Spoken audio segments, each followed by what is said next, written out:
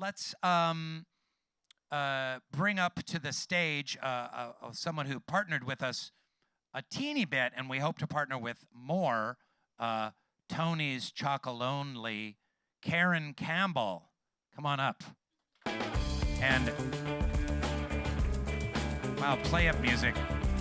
And estate vineyard manager at Rodney Strong Wineries, Allison Dericco.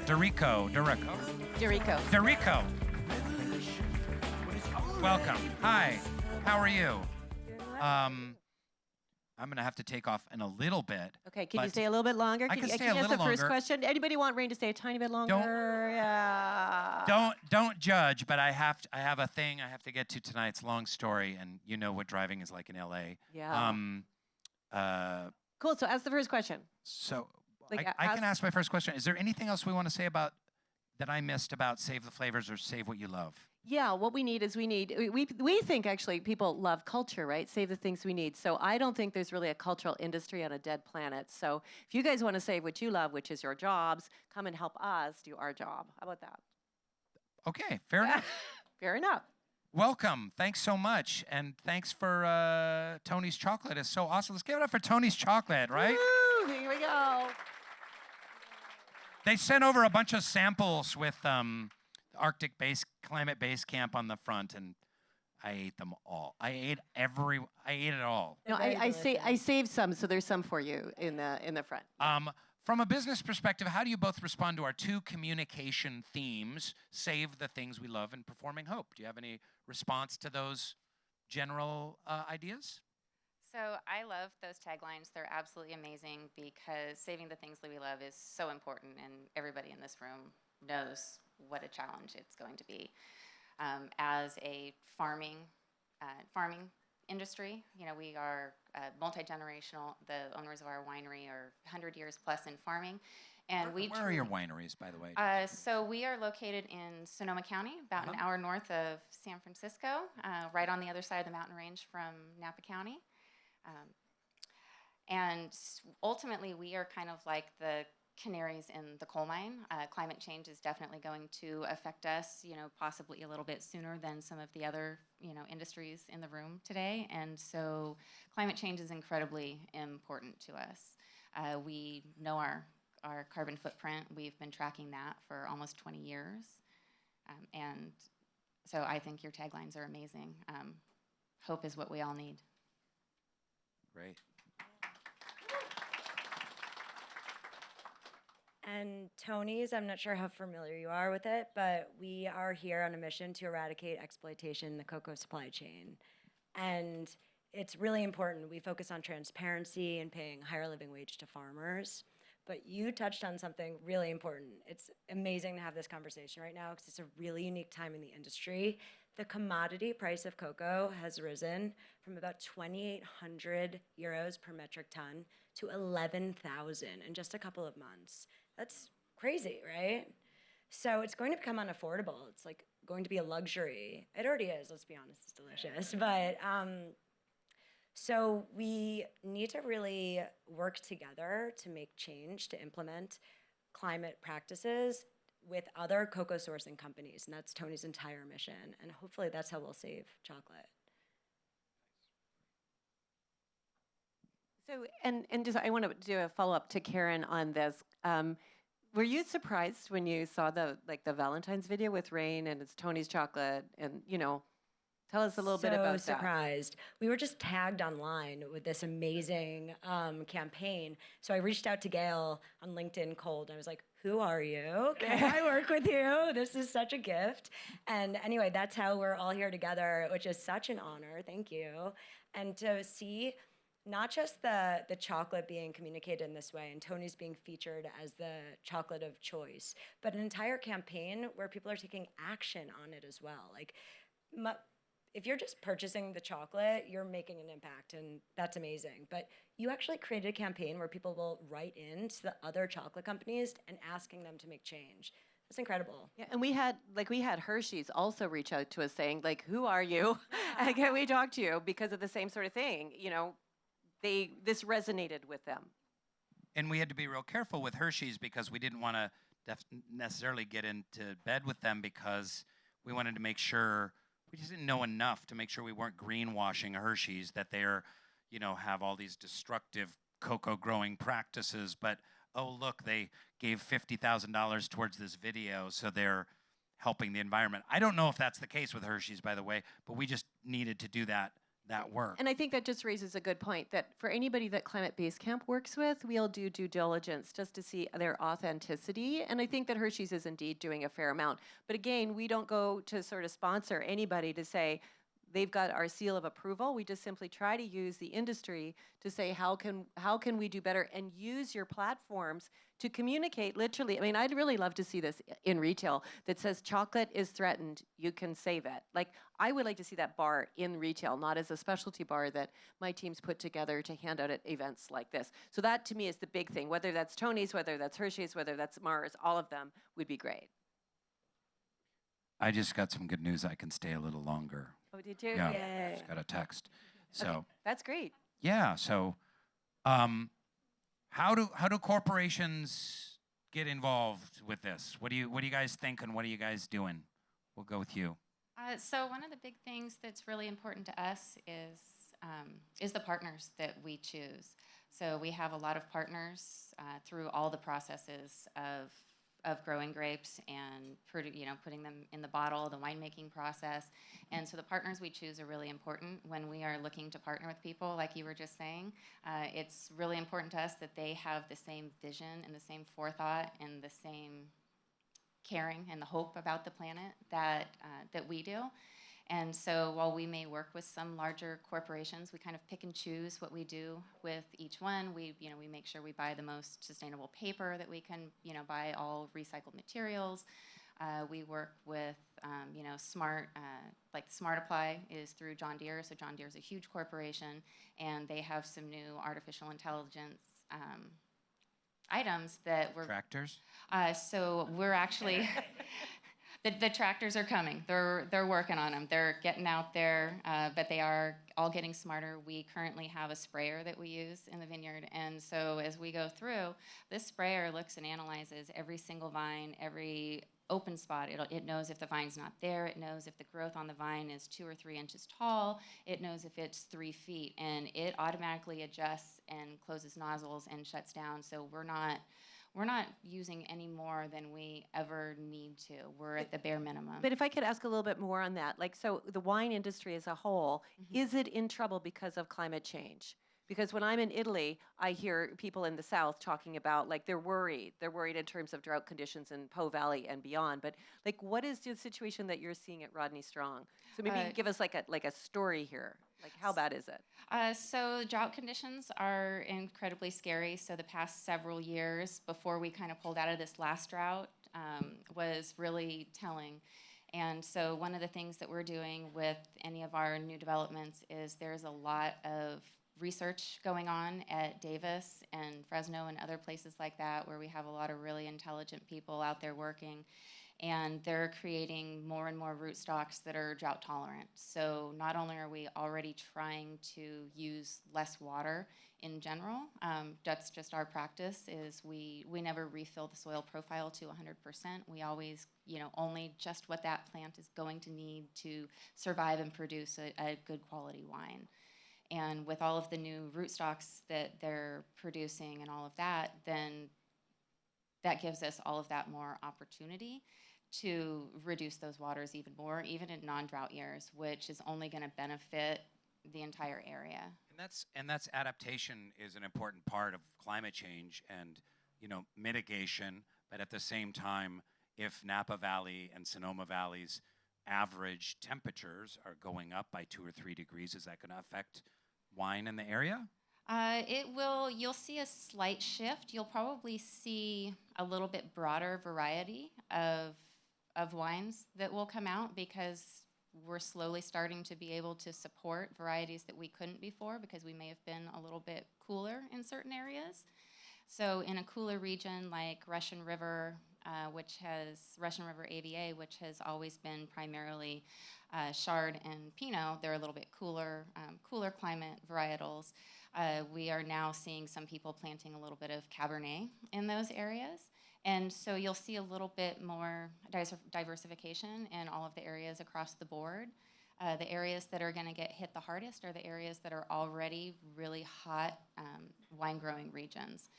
And so those may shift, you may see less varietals in those areas over the next So 10, like 20, around the 30 world, years. around the Around the world. world. So, yeah, so which are those? Which are the ones that not everybody knows? Like, I don't know exactly which are the regions of wine in the world. I know what I like to drink, but I don't know which ones are in trouble. So almost all of the regions around the world have cooler and warmer climates. And so just within that, because each region has microclimates. So ultimately, you can see all of the wine regions affected. All right. Let's go to our next question. As a company, how do you take on climate change and climate justice? What kind of activism can manufacturers of the things we love adopt? Karin? Yeah, so Tony's is driven by social justice and really focused on the human impact. And the humans that are in the beginning of the supply chain, they're affecting climate change, but are also the most deeply affected by it. So Tony's as a company does a lot to work in these and better these considerations. We first of all, we offset all of our carbon, so we're carbon neutral, but frankly, that should be a given.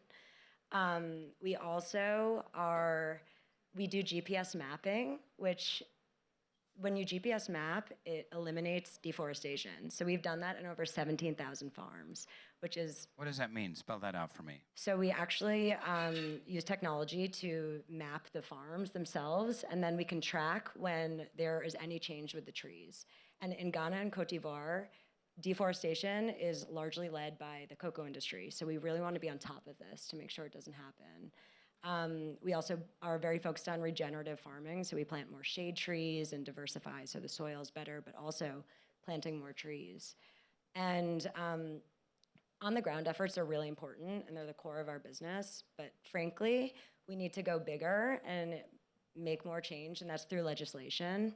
So we also are very involved in coalition on the Federal Forest Act and also the New York Trees Act, which is really important procurement bills that eliminate illegally deforested importing of cocoa. It's also across 5 other sectors, but we're involved because we can speak to cocoa and help shift that. But really, it's how do we get bigger and make change together, and that's legislation, we know that. So hopefully that can help really drive change. Allison, did you want to add in on that in terms of climate justice and what you think your company's doing or what you think other companies should be doing? So for us, a lot of it is the natural resources, as Karin was saying. So we're very concerned about the natural habitat around the vineyards. So around all of our vineyards, we have hedgerows, and we are constantly replanting natural habitat. We're making sure that we're replanting trees along waterways and streams. That way those habitats can flourish the way they used to be a long time ago, and even ones that may never have been super great, at least not in my lifetime or my parents' lifetime, can grow and flourish, and all of a sudden you're seeing a lot more wildlife, and we're bringing a lot of that back. So that's really important to us to do all of that. We work really hard on reducing our water and creating additional sources of electricity, solar, stuff like that. We have, multi-acre solar farms. We're also carbon neutral, as I said before, and we didn't quite get there on our own. We do use offsets to get there, and so we always try to stay within certain regions, trying to keep it pertinent to farming and what we're doing as a business. And so we are really into reforestation and wind turbines to create more clean energy. We have multiple certifications. We're with, California Sustainable Wine Growing Alliance, Fish Friendly Farming, the Climate Adaptation Program, the Climate Registry. This has been a huge passion project for the Klein family and for Rodney Strong Vineyards for decades, and it's been really amazing. But one of the best things that we can do, truly, and anybody can do, is to share what we know, what we're doing, what we're learning, to be able to collaborate with other people in our industry, and not just our industry, but other industries. This event is amazing, by the way. This is the absolute best environmental anything I have ever been to. And I have learned so much today, and I thank you, everybody, for coming and sharing what you have shared, because I am taking away so much, and we're gonna go home and we're gonna all collaborate, we're gonna talk as a company, and then we're gonna go out and we're gonna talk to our neighbors, and we're gonna talk to our other industry partners, and then we're probably gonna start reaching out to all of you a little bit more after today, and it's really, really wonderful. But I think sharing and educating is, the best thing we can do. We need to make sure our children are aware of it, because at some point we're going to need to pass the baton, and we need to make sure they are ready to run this race. And I think what you said is really important, that obviously there is a consumer component to climate, shifting the ideas around climate, and that has to do with like where and how you spend your dollars. Yes. And for young people to buy wine from a company that's climate forward, and to buy chocolate from a company that's the same way. And I'm wondering what we can all do, and if you have any thoughts, Gail, because I hadn't really thought about this, about like really activating young consumers, because I know this is so important to Gen Z, but they often don't think about that when they're hungry at 3 a.m. and going to Taco Bell. How do you put your dollars to work to make the planet a better place? And then when the companies will start listening to consumers and actually changing their practices, being more sustainable, and seeking to achieve carbon neutrality. Yeah, I mean, thanks for that, Rainn. I think that's the role of influencers. So I don't know, are there influencers in this group? If you put your hands up, anybody here is an influencer? I know last year there's a ton that were here, and there's maybe a couple. I do think that's the root of trying to They're out dancing in TikTok videos on Hollywood Boulevard. And that's where you were going to go, right, Rainn? That's right. He's got to go. He's got to go. He's got to go. So I think there's a role for that. And I think it's also about, working through schools. I know that there's people here that are working with the educational system, Lori and Jules and others that, are trying to actually get a message to young people. And then, of course, it is about celebrity talent that actually does that. And actually, Rainn, your fan base, which was a surprise to me, is actually all still college students, right? Like, they have never even seen an office. So, it's true. So I do think there is a role for talent. We're in LA, so I think that's important. And the shows that what you all are creating, that's a great way of mobilizing it. But I know we've got you a little bit longer, Rainn, so I do want to ask a question. Like, we've got these really great corporate, technological, and communication, I guess, approaches to scale faster and to move the dial and mobilize. But I am really taken by your book, Rainn, Soul Boom, and by your wonderful podcast, that I love and cry to. So it's this role of individual humanity and vulnerability and reaching out. And I'm just wondering if you could talk a little bit and give us some guidance on how did you get that, and how do you use that energy to mobilize and do more of what you do? You do so much. You don't have to do any of this. He literally doesn't have to. And he's the most authentic and thoughtful person. It's like, I look at my bank statements sometimes. I'm like, what the fuck? How did that happen? I used to be so broke all the time. Yeah. I have a nice pool. You do have a nice pool. That's true. Did you see our solar panels? We have huge. Did you see our solar array? Yeah, that's good. Check. Okay, but come on, no, but the human emotion side. Come on, you got to say a little bit.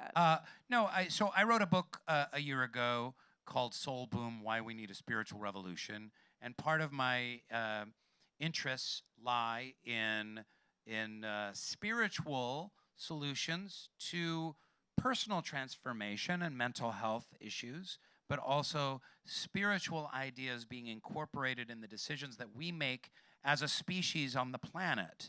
That all too often, I say, because so many people have rejected religion, we threw the spiritual baby out with the religious bathwater.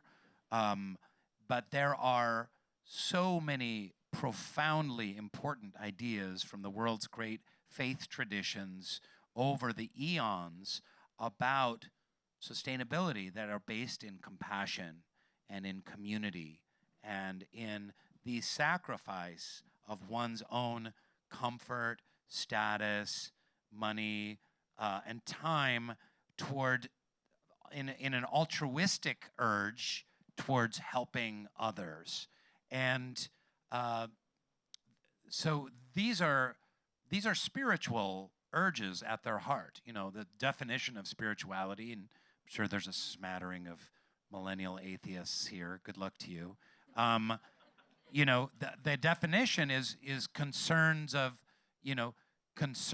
of being a human being of a non-material nature. So anything involving the heart, involving the kindness, the soul, the spirit, these are all spiritual ideas. So I write in the book about how we're facing a number of pandemics.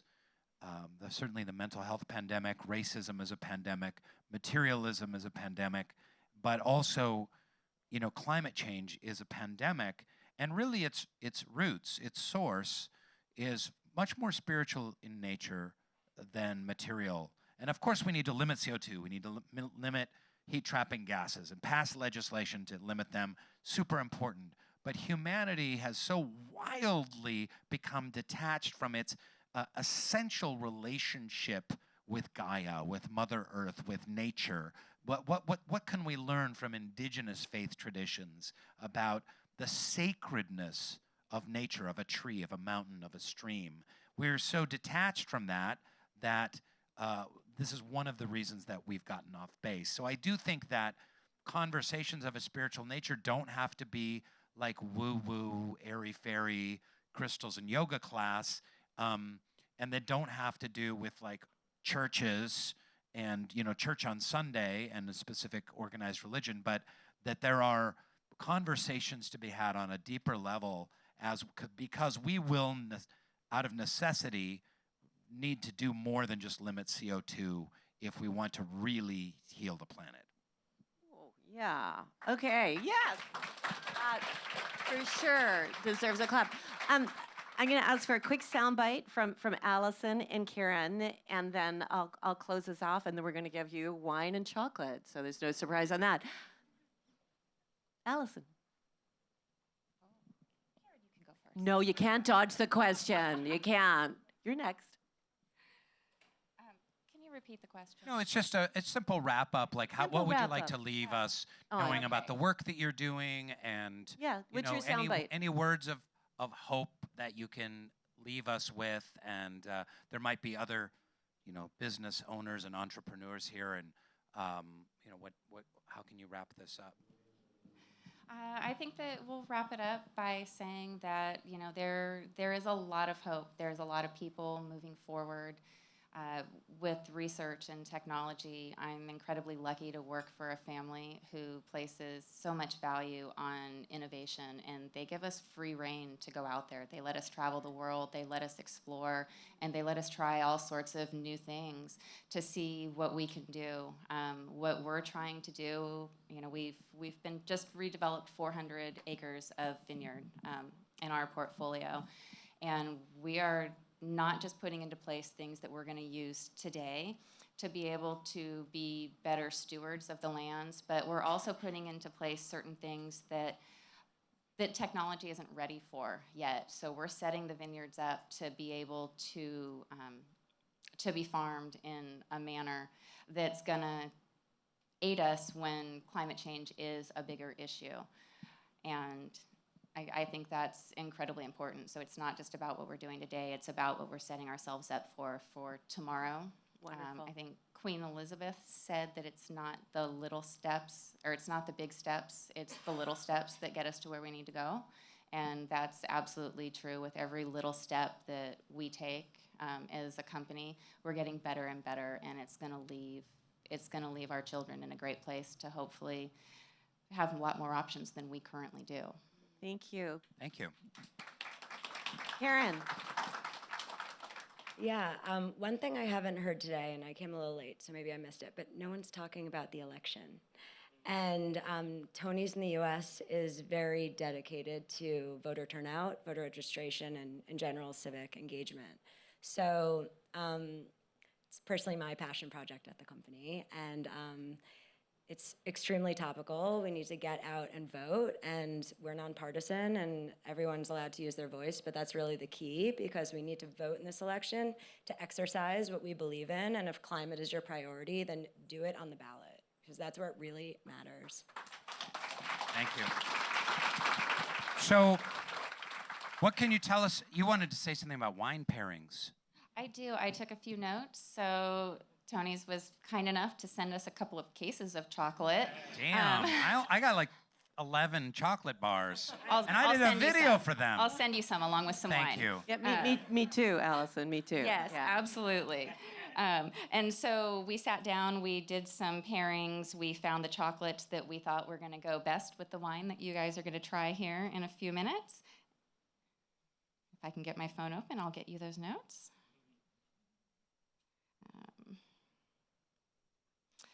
So we chose 3 separate chocolates. All of your chocolates are fantastic, by the way. They have, if you haven't looked at their full line, they have some of the most amazing flavors, and they're all so wonderful.